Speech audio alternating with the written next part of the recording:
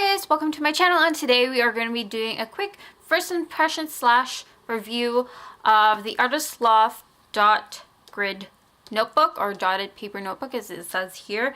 This is an A5 size, and I do have two other dot grid notebook that I want to talk about that will coming up soon. The reason why I started doing this is because I am roughly halfway through my Rhodia notebook, my bullet journal Rhodia notebook. I think it's just called Webbook or something like that. And I want to start testing some other planner, other notebooks for it. So that's the reason why. And first of all, the three that I have so far, as I already mentioned in the beginning, is from Michaels.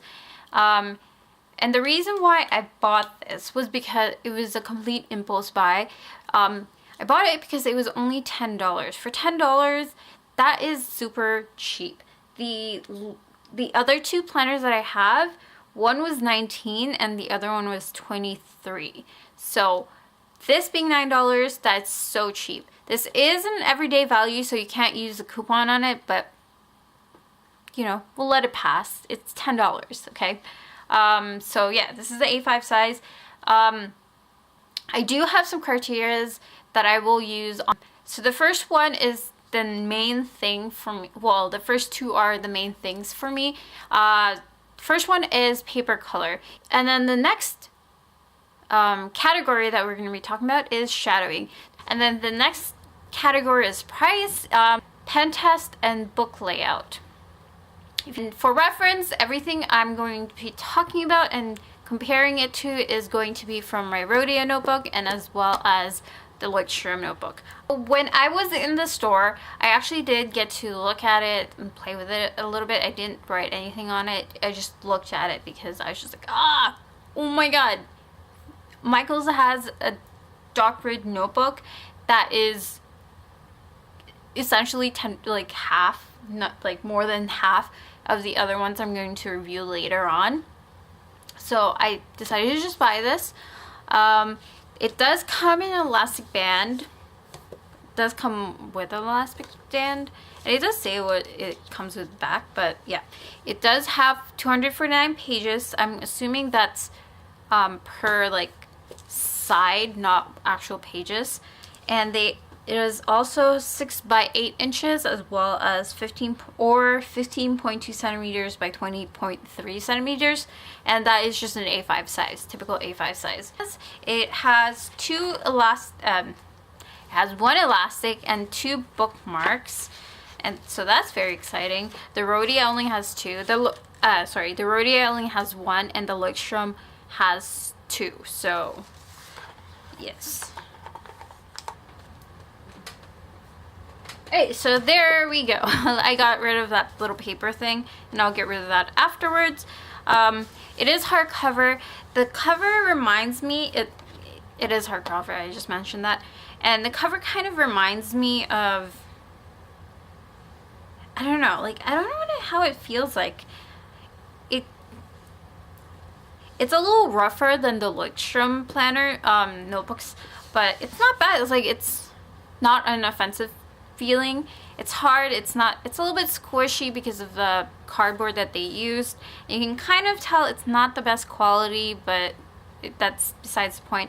I did get the black I did get this in black, but they also have, my friend has a green, and I remember seeing purple, gray, so you have some variety of colors if you want to use this. So yeah. So first thing that it has, besides everything from the outside, you can see from the outside, it does come with an index. It's just a plain paper index, and it comes with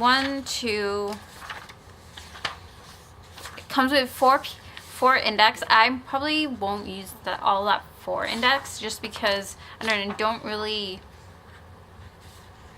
like.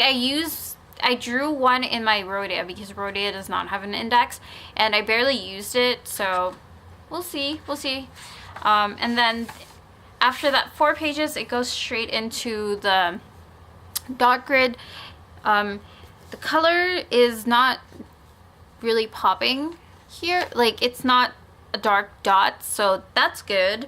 But the only thing I noticed is they don't have numbers, page numbers, and that's confusing to me because there is an index. So I would assume if you have an index, you will have numbers on pages, but again, that's whatever. It's not that big of a deal. The paper it does feel very light, but despite the fact that it feels very light, the color of the paper is definitely brighter and lighter than the Rhodia. It's definitely like almost like a white paper, and on screen it is lighter than my background. So yeah, and now I'm looking at this, and I had this thought when I was in the store as well, but like, why the heck did they not just continue the dots on top and on the bottom, or like had the exact same measurements space on the bottom and on top? Because here, so you guys can see that is probably like my pointer finger size, and then the amount of space, and this one's 3/4 of my pointer finger size. For you guys, that might not bother you, but for me, that kind of bothers me a little bit, just because, I don't know, I like symmetry in my paper. So everything is it's just dot grids. It's nice. It's you know, it's dots. The dots aren't offensive, which is good. And for the pen testing and shadowing, I will check it. I will test it in the back. So yeah. And the first thing I'm going to do, I think I will do the zebra mild liners. And I'm not going to use the very last page just because it is white on the back. And I want to test this on a page where there's some dots and I know what it's going to look like. Does that make sense? Okay, let's zoom you in.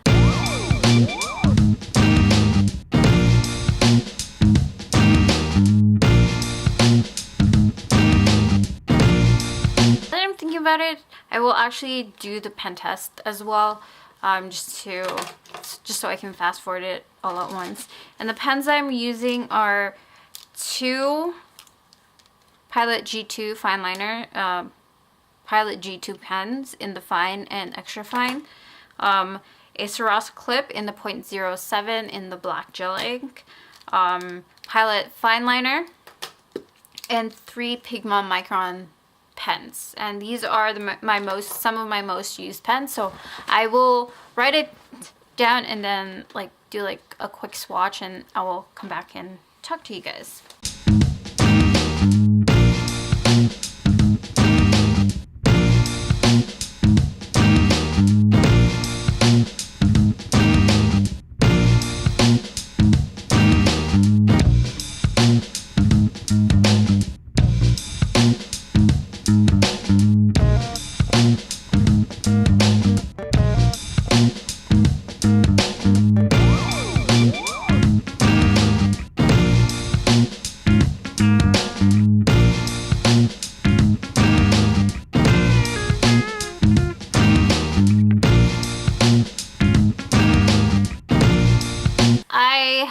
That down. I have written everything. If you guys were wondering why I did like a little line and a swoop of my hand, and that's just because I've noticed I started having a little bit of problem in my Rhodia. It might just be because of this, it's specifically on this pen, but I think it might just be because it's dying.